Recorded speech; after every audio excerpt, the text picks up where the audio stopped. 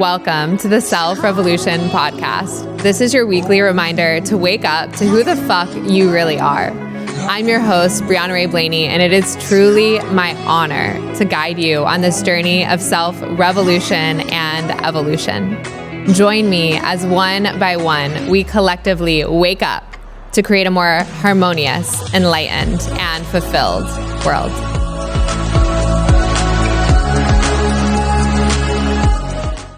Hi, friends. Welcome back to the Self-Revolution podcast. Today, we're going to be talking about this concept of success. What does it mean? What does it really mean for you? I'm going to invite you to define it for yourself. We're going to challenge some of the old beliefs around success, and then really talk about how success is right here, right now, in this moment. So I think we can all agree that we likely want to be successful in our life. I think that's something that's probably been drilled into all of us from a very young age, particularly in the West, that we want to live a successful life.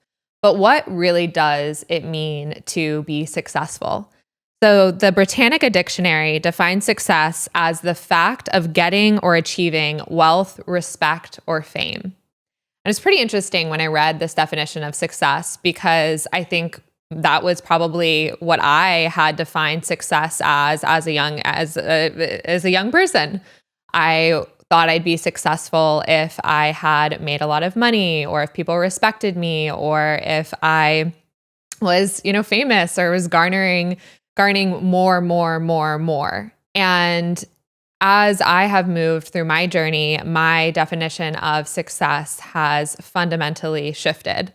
And that's really the invitation today, is for you to start thinking about, what does success really mean for you? So I'm going to kick off by sharing this story that my partner Michael has shared with me about the Fisherman. And I probably won't quite get it right, but this is my version of it. And essentially, it's that, there once was this fisherman, and he was out at sea, enjoying his days, fishing in the ocean, and spent his evenings at home with his family, and was really content and happy with his life. And then one day, this businessman came out fishing with him and asked him, "Why don't you spend a few more hours fishing?" And the fisherman said, "Well, why would I do that?" And he said, "So you could make more money." And he said, "Well, why would I do that?" He said, "So that you could maybe one day hire more people to have more boats and to be able to catch more fish." And the fisherman asked him, "Well, why would I do that?" And the businessman said, "So eventually you could relax and spend time with your family." And the irony of this story is that the fisherman was already doing exactly what the businessman said the goal was, but 7 steps down the line. And I think that that's really the invitation, or the thought-provoking idea of this, is so often we're chasing this vision of what success might look like in our minds. How many houses we need, how many clothes we need, what type of family we need to have. Yet we miss what success is, I think, really at its core, in this essence of what it can really mean to just live a deeply meaningful and fulfilling life. And instead of just taking and forcing this essence of more, we have to really pause and ask ourselves why. I know in my life, in the corporate world, there's always that sentiment of needing to climb the ladder, or even looking to just find jobs that have more money or more status associated with them. I remember when I took my job in private equity, I felt really good about the status that I was achieving by working in private equity. It just had that aura around it. And when I got into that job, it completely burned me out. I was freaking miserable. My health declined. And so was that status and money worth it? Absolutely not. And that, I think, is really this question that we have to start asking ourselves, is at what cost? More at what cost? And disassociate with some of the pressure of the external noise that is so prevalent, maybe the pressure that we feel from our parents or colleagues to do more and to just choose that without really understanding the why behind it. So for me, when I think about success, my own definition of success is the continual expansion and devotion to my truth and purpose in service of others. And if that leads to more money, material wealth, if it leads to fame or respect, then so be it. That's beautiful. But that is not what I define as being successful in my life. And I feel in this moment so incredibly successful because I feel so devoted to my truth and my purpose and who I really am. And so my invitation right now is for you to ask yourself, what does success really mean to you? What does it mean to you? Does it mean those things, or do you have another definition of it? I've recently been reading Deepak Chopra's 7 Spiritual Laws of Success, and I read this book for the first time a number of years ago, and it was quite profound at the time. I highly recommend it if you have not read it. It's a short book and completely reorients the way to go about really being successful in life. And I reread it recently, and again, it had a very profound impact. And in his book, he talks about how there are many aspects to success. He says that material wealth is only one component. Moreover, success is a journey, not a destination. That material abundance in all its expressions happens to be one of those things that makes the journey more enjoyable.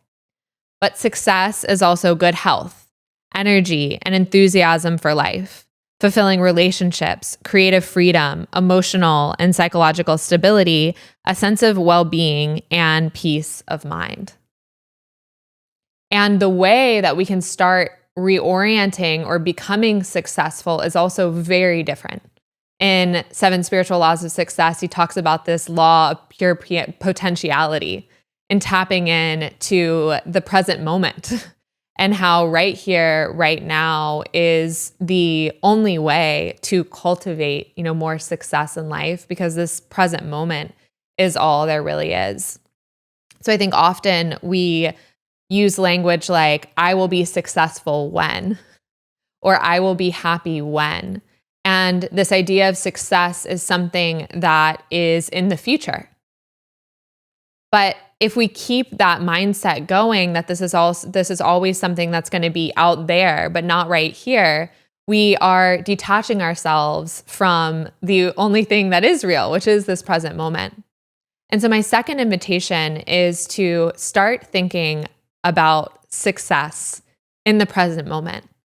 How are you successful by your own definition of success right here, right now? Like I said, I feel so successful as I am deeply connected to my purpose and my truth. And I also know that it is a continual expansion. So even though I feel very successful in this moment, that can continue to expand. But to cultivate more success, it's going to start by me taking action and feeling successful in this moment right here.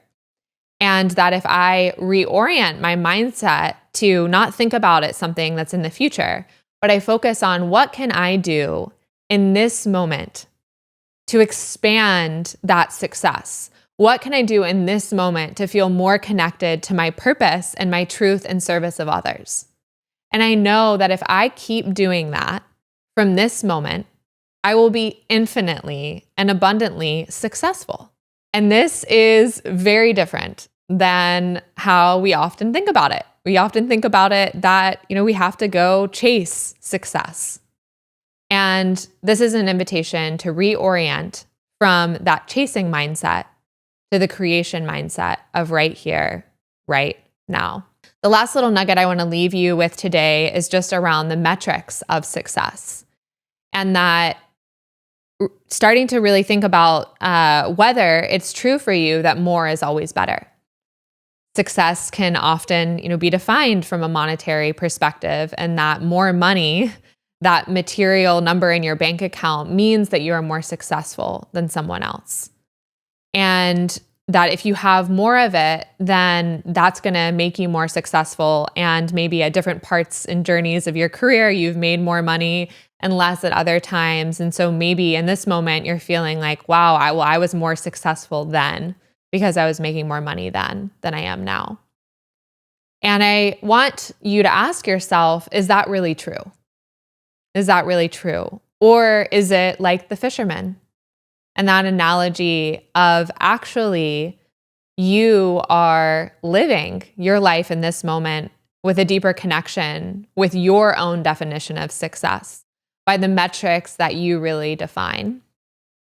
And again, in my life right now, I just took a big risk in terms of, starting a new company and walking away from a big salary. And I feel abundantly more successful in this moment, but that is not defined by the dollars in my bank account, particularly in this moment. That being said, material wealth in and of itself is not a bad thing at all. I mean, we certainly need money in today's society, and we need dollars in our bank account to be able to create more abundance in life. It's just the reorientation around that being the ultimate goal versus leading from a deeper sense of what success really means to you. When you're evaluating, two different jobs, instead of solely looking at the amount of money that you're going to make in each, how do you start to actually define other metrics that are important to you as well? What is the depth of purpose that I'm going to be able to bring into that job? How am I going to be able to serve others in a way that's really aligned with me in that way? We can start to reorient the way that we are thinking about success in terms of just more, and in terms of alignment. So when I really think about the way that I measure success in my own life, it is around this concept of alignment. How deeply aligned are the things in my life to my own values and what's important to me? And that is how I measure success. So if I feel really aligned and deeply connected personally to my truth and my purpose in my relationship or in my career or in the way that I am spending and receiving money, then that is when I feel really, really successful. And when there's misalignment with that, that's when I start to feel really depleted and not successful.